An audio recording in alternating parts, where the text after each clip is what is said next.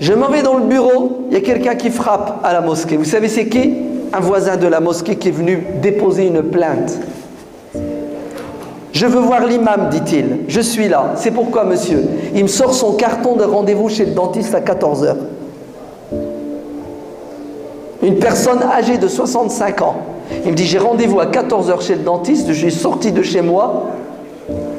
Mon garage était bloqué. Et j'en ai marre. C'est pas la première fois que vous me faites ça. On vous supporte, mais il y a des limites. S'il vous plaît, arrêtez. Faites quelque chose, monsieur l'imam. Wallah, tu sais plus où te mettre. T'as honte. Tu as honte. Dans le Jumu'ah, je parle du voisinage. Et parmi ceux qui sont assis, qui m'écoutent, certains se sont stationnés comme des sauvages. Vous savez pourquoi? Bah, tu viens à la dernière minute et tu veux la place du roi. Vous savez pourquoi? Parce qu'il ne veut pas stationner à 1,2 km.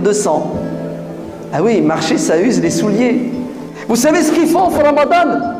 Le soir, l'Aïcha à 11h30, ils sortent les baffes. Ils mettent les baffes dehors. Pour que nos musulmans écoutent la prière, écoutent le Coran, jusqu'à 1 h du matin. Dites-moi, billahi alaykoum, c'est de la folie, oui ou non? C'est pas un criminel. Et il n'y a personne pour dire Allahumma inna hada munkar. Qu'est-ce qu'ont fait les voisins de la mosquée pour subir? Qu'est-ce qu'ils ont fait? C'est quoi leur péché? Vous savez ce que pensent certains musulmans? Ah, la prière c'est important. Alors, qui t'a dit que c'était pas important? Et les droits du voisin, c'est pas important? Pourquoi vous faites tarawih? Pour vous rapprocher d'Allah. Wallah, que tes tarawih que tu fais, qui sont nawafil, surérogatoires pour te rapprocher de Dieu, aux dépens du calme et de la paix des voisins de la mosquée, t'éloignent de Dieu. Uqsimu billah, je jure par Allah. Et que quelqu'un me dise le contraire. Haya. Vous savez pourquoi? Parce que tarawih c'est sunnah. Respecter le voisin c'est fard. Vous faites une sunnah au dépens du fard. Vous l'avez compris à l'envers l'islam.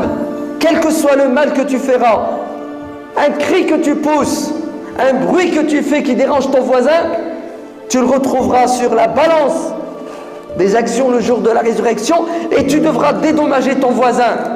Et peut-être que toutes tes prières du Ramadan vont être pulvérisées par le péché du voisinage. Pourquoi? Est-ce que nous sommes si inconscients? Alors que le prophète sallallahu alayhi wa sallam a dit, l'ange Gabriel n'a cessé de me recommander d'être bon avec mes voisins.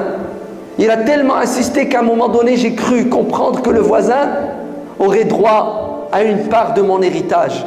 Quel est le devenir de cette femme qui jeûnait, qui priait? Non pas les prières obligatoires et le mois de Ramadan, mais elle en rajoutait tellement elle était pieuse. Mon œil. Vous appelez ça de la piété? Vous considérez que la piété c'est prier et jeûner?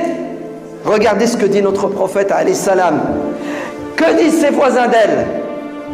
Cette femme que vous considérez comme une super musulmane, ses voisins ils disent quoi d'elle? Ils disent Alhamdulillah, elle est morte, on est tranquille. Qu'est-ce que le prophète alayhi salatu wassalam va dire? La khayra fiha, elle est en enfer. Point de bien en elle, elle est en enfer. Et pourtant le prière, jeûner, oui ou non? Comment vous arrivez à venir faire le Jumu'ah et à vous stationner devant l'entrée de garage d'une personne sous prétexte que vous avez peur de rater le Jumu'ah? Vous avez peur de rater le Jumu'ah et vous n'avez pas peur de faire une injustice envers un être humain.